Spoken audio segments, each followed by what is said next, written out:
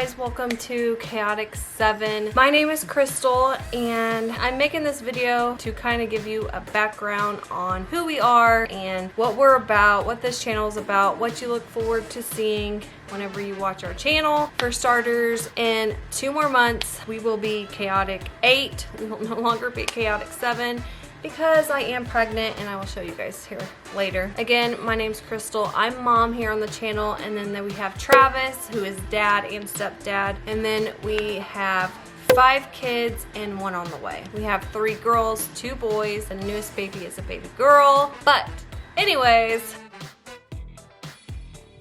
I started this channel to basically record our life and then put it up on YouTube. Obviously, that's what everybody does. When I was growing up, I did the same, recorded all the time. I have so many tapes of me and my family. When I came across family vlogging, I thought it was just the coolest thing in the world. Of course, I've learned that it can also be the most stressful, hectic, judgmental place in the world is on YouTube. So it's had its ups and downs. Other than that, I love that I have my videos right here that my family that live in another state, or videos that we want to look back on, videos my kids just want to pop up and see, or like we can't remember something, we'd be like, hey, it happened a year ago. That's what I love about these videos. And then not only that, once my kids get older, those videos are always going to be there for them to look back on. And of course, life, we come and go. Like, we're here to die, basically, as they say. That my kids will always have these memories to look back on.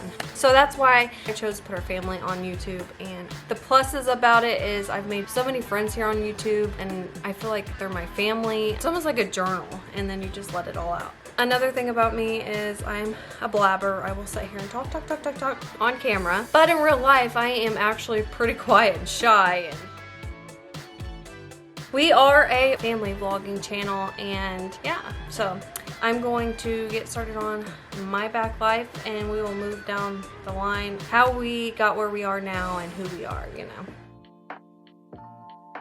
So I was born May 30th, 1986, and I was actually the 2nd child for my mom and dad. My mom's name's Margaret, and then my dad's name's Daryl. Their first child that they had, unfortunately, passed away, was a stillborn. They were young, they were like 16, and right away they got pregnant with me, and I was born on my mom's graduation day. And before I get started on any of this, I'm not bashing my mom, my dad, nothing like that. My life happened the way it happened, and I'm here, and my life wouldn't be the way it is now if it didn't happen the way it happened. So my life's never bothered me. I've never been angry. As you guys know, my dad's my best friend. Like, I see him all the time. I talk to my mom all the time. Like, I'm close with my mom. So later down the road, my mom, like 4 years later, my mom ended up getting pregnant with my brother, who was not my dad's child. And my mom and dad lived with her parents, my grandma Patty and grandpa Steve, her mom and dad. They lived with them when I was born. And my mom and dad were so young, they were teenagers, and they had a rocky relationship. My mom ended up getting pregnant with my brother, and come to find out, he wasn't my dad's. My brother is Italian and all kinds of stuff. We have pictures of his dad, but we don't know who he really is. I believe he lives in Las Vegas, and my brother's tried looking for him and stuff like that, but we have never found him. So eventually then my mom and dad did split up. My grandparents, my mom's parents, ended up adopting me and my brother. It was just a better situation. They both were young. My grandpa had a great job, and my grandma loved taking care of all their kids. And it was just a better situation for me and my brother, and that's the way it happened. I wouldn't want it any other way. I wouldn't be who I am today if my grandma and grandpa didn't raise me. So my mom was always around still. She came, and of course it was her parents' house. They were both kind of still there. My dad ended up meeting his other wife, and it ended up being like a big thing where my dad wasn't allowed to see me no more. I didn't see my dad for a long time till I got older. But we'll get to that. So off and on through my life, my dad was in and out. And then I got older, and my grandparents raised me. And then here's how I met Travis. My grandma and grandpa ended up splitting up when I was about, I would say, 10, 11 years old, and I ended up moving to a new school district, the school district where I live in now. And in middle school, I ended up meeting Travis. He became my first love, my first everything, kiss. The list goes on, so on, so on. But he was my first everything, and I was his first everything. We learned how to kiss together, you know. We learned how to be boyfriend and girlfriend together, stuff like that. So we ended up splitting up our freshman year in high school, and then I met the girls' dad shortly after that, and I dated him for a while. And then when we split up, I met Gracie's dad, CJ. I was 17. Also, my grandma had met someone else that we had lived with. His name was Barry. He ended up getting cancer, and then shortly after, my grandma ended up getting cancer. It was, you know, cancer, they were coming and going, and never knew what day they were, you know, they gave them a timeline of when they were gonna live and die and stuff like that. Well, I met Gracie's dad, and of course, he was older than me. I was 17, he was 20, and my grandma hated that. But I knew that he was a good person. I wanted to get away from, you know, these boys in our township. You know, I was mad at the world after me and the girls, Callie and Addie's dad, split up. I was mad at the world. I wanted to get out of our township. I met CJ. I ended up moving in with him at age 17, and we ended up moving in with my grandpa. And then I come to find out I was pregnant.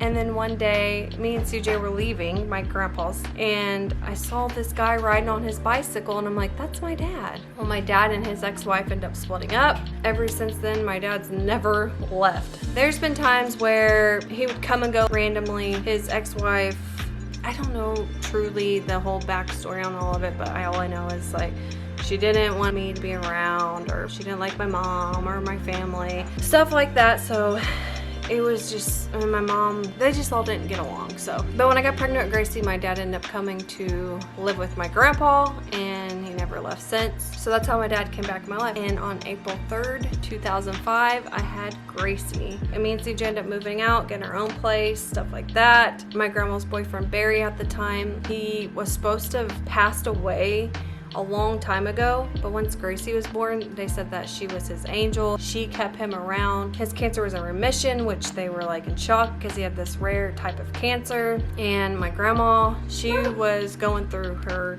cancer journey with melanin, the one where, you know, you get skin cancer, I can't think of it right now. So 2 years after Gracie was born, unfortunately, my grandma's boyfriend Barry passed away, and then my grandma passed away a month later. And so it left me with just basically my dad and my grandpa and my mom. When my grandma passed away, it was my first death, my first real like trauma type thing in my life. I just turned 21, and my grandma was a big Vegas person, going and gambling. We have family in Vegas, and that's all we always talked about was going to Vegas when I turned 21. Well, unfortunately, we didn't make it. She had all these plans to take Gracie to Disneyland and all kinds of stuff, and she didn't make it. So I went through a lot losing her still to this day. Like, you don't ever see pictures up of her, or I don't talk about it much because it's probably the hardest thing I've ever gone through in life. And if you've lost a close family member or a parent or anything like that, you know what I'm talking about, and it's just hard. So for me, I like to block out my emotions. I know it's like the worst thing to do, but I don't like to be a crier or any of that, and talking about her or stuff about her, it really bothers me. So she ended up passing away, and I ended up going to California with my aunt, Lisa. If you guys know my aunt Lisa, she's still around. Lisa is my mom's sister. She helped my grandma raise me and my brother. Me and my cousin Bree and Gracie and Lisa, after my grandma's funeral, ended up leaving to California because my aunt lived in California at the time. And I was out there for about a month, got homesick, was worried about my brother because Thanksgiving was coming up. I didn't want him to be alone, and he was actually living with me at the time because when grandma passed away, he ended up living with me, and his girlfriend was pregnant at the time, and I was just worried about my brother, so I wanted to go home. And my dad lived with me too, me and CJ, and my dad all had a house together. And I have videos of all this time too, when I lived in that house, my grandma and everything. Eventually one day I'll pull those out. I end up coming back home. I've never been a drinker, a bar person, nothing like that. I was 21. I ended up going out to the bars with my friends. I was basically done with the relationship with Gracie's dad. I was not in the right state of mind once my grandma passed away. CJ is a great person, as we all know. He's still in my life. He's like one of my best friends. My grandma was like, oh heck no, at the beginning of that relationship, but as she got to know CJ, she told me that she knew I would be taken care of, just make sure I took care of my brother and stuff like that before she passed away. So she knew I was in good hands with CJ. That's the part I forgot.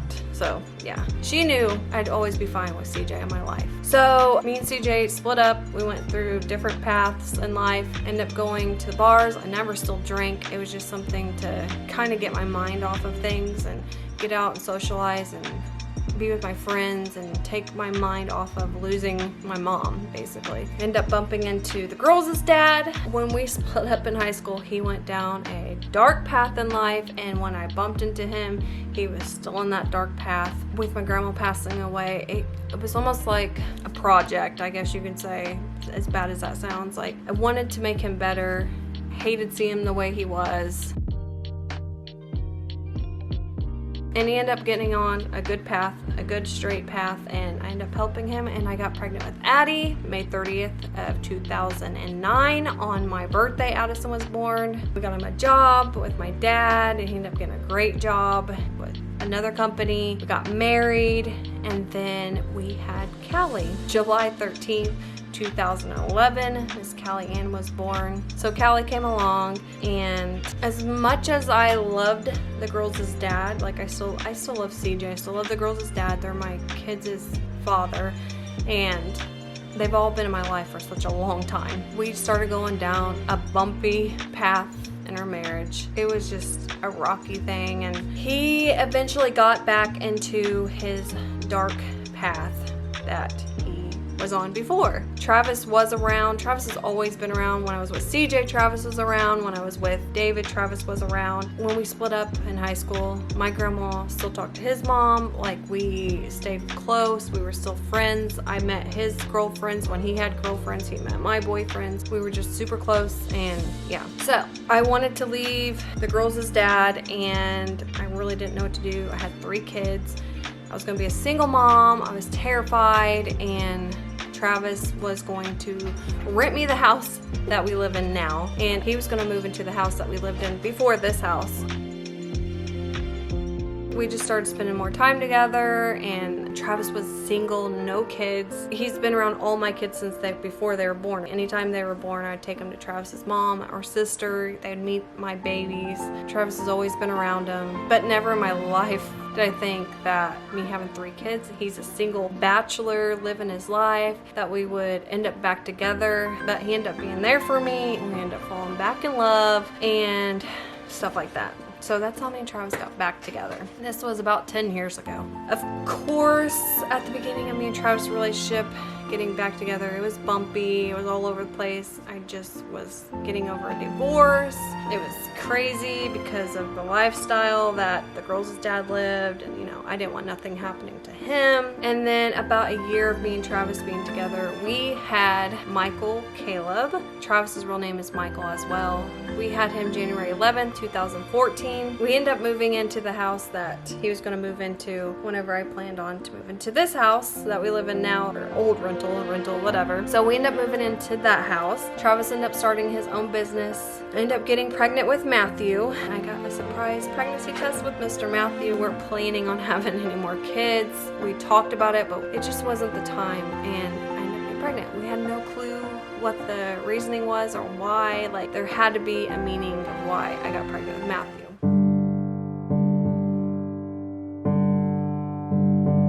On July 1st, 2017, we decided to come to our rental house, the house we're at now. My dad was living here, and have a 4th of July party. Travis just got off work. He owned his own business. It was a hectic day. He wanted to just relax, bring the family together, have fireworks on his street that he grew up. His mom crossed the street, friends around, stuff like that. He bought these fireworks that were explosive fireworks, and I hated them. I only had like 2-3 weeks till I was due with Matthew, and he kept lighting them off We were about to go back home that night and he said, let me light one more of those fireworks. And I was like, oh my gosh. I was so mad. I was like, whatever, do it. So the kids were in the car, I was in the car, my cousin Tyler was with us at the time, and he went to go light the firework. And my whole car vibrated like a big explosion. And I looked over and Travis was on the ground. And I jumped out and he got up and just blood was shooting out like a water hose.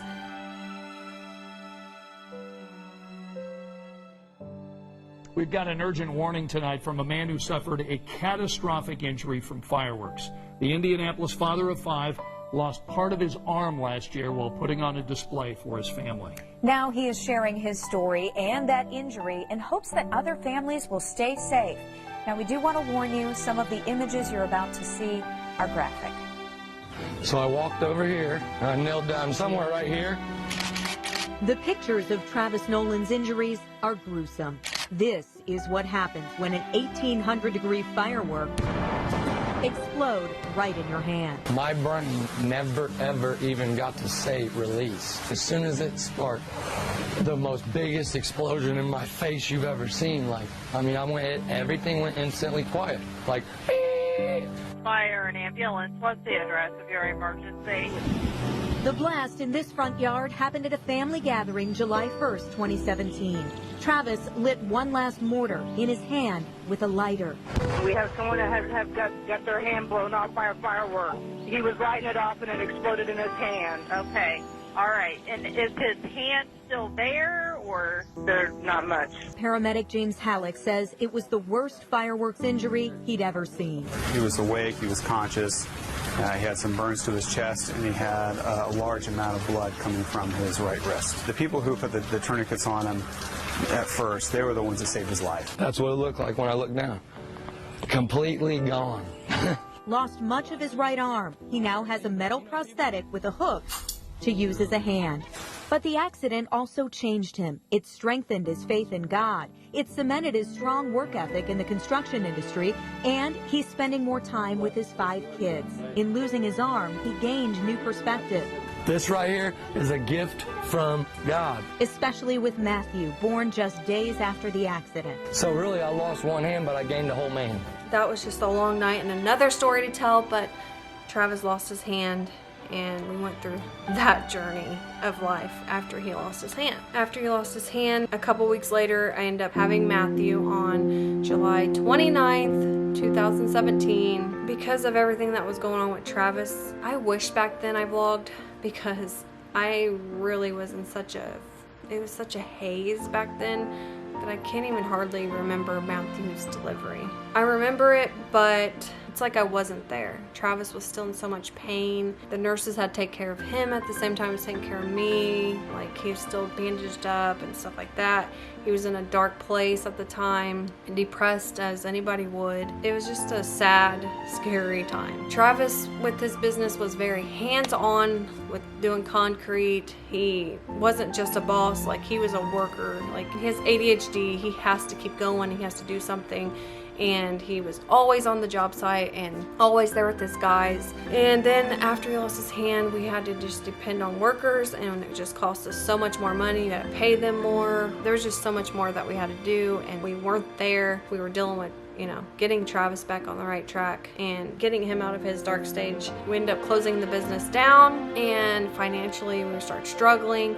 So we moved back into our old house, and my dad moved into a trailer Travis has. That's how we got back into the house that we started in. And then Travis ended up getting a hook. He ended up getting out of his depression and getting back into work and starting his business back up and stuff like that. It was a struggle, but we started building it back up. Still, it's, it is what it is. We're still trying to get back on our feet, get into another house, just stuff like that. Me, I'm scared. We went from having so much money and, loving our house, having so much stuff, brand new car, stuff like that. And just like that, it was all lost, and we started back from nothing. Now I want to take things slower and just stuff like that. Nothing no one cares to hear about. The fun financial stuff of life that no one really cares about. We've been living in this house, trying to make it from the ground up again and do life all over again. And he's actually been trying to get out of the concrete business. He's really into animals, farming, stuff like that. Stuff that's more easier on him the older he gets. Not only hard now because he has one hand, but now he's getting older, so it's getting really hard. And then we found out this year that I was pregnant with baby girl number 6. And this will be Travis's first girl. Here is baby girl. She's growing. She's ready. She's ready to come into this crazy family where we can turn our channel into Chaotic 8. I'm trying to think if I've left anything out. I don't know if I left anything out or not. I'm sure I did. I'll probably be telling Travis's story. That's another thing. He is not big on being on camera, so you hardly ever see him. But to be honest with you, the whole reason why I even started YouTube was because of Travis. He started talking about doing YouTube and wanted me to start it up. I actually came across Jess Fam. If you guys don't know, I didn't know anything about family vlogging. I didn't know it existed. I didn't know it was around or anything like that. Actually, when Travis lost his hand, when we took our time to just slow down in life and we were at home, you know, I had a baby, taking care of Travis. I was on Instagram, came across Jess Fam, and then was like, what is this? Got on YouTube and seen what family vlogging was about, and I became obsessed with it, I guess you can say, and started finding other family vloggers from her. And I already recorded all the time anyways, randomly, had a camcorder, and I thought this was so cool and I want to do it. And I talked about it so much, and Travis talked about it. I ended up making a channel and started doing it. So I planned on bringing my kids on here so you guys can get to know them too. So as of right now, watching this video, it is January 4, 2022. I have Gracie, who is 16.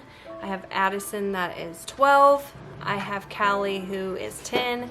I have Caleb, who is 8. I have Matthew, who is 4. And then baby girl, if you're watching this, if this is past March 2022, then baby girl will be here too. And she's a newborn until we make a new video. So if anything, I'll just pop pictures up as I was talking about my kids or something. I don't know, because this video is already going to be so long, and I'm sure we'll make more and do some with the kids. Basically, I vlog our daily life and what we do. Right now, it's pretty boring with me being pregnant. My dream and goals in life are to travel. I love traveling. That is one thing I truly love. But with a bunch of kids and being pregnant, it's always been hard. Accidents happening, like losing hands and stuff like that. Financial things happening. I've yet to get to travel. One day, I would love to have an RV and just travel the world, and my job be vlogging and take you guys with me. So yeah. That's pretty much my life and where my kids came from and who they are, and yeah. I know I'm probably missing out on a lot in this story. I got kids to take care of and worry about. Got a lot of them. So that's my life story. Where I came from, who I am. I'm adopted. My mom and dad are still around. I can't wait for Chaotic 8 to start up when baby girl gets here and start that journey with our new baby. So thank you guys so much for watching, and I will see you again next time. Love ya. Goodbye.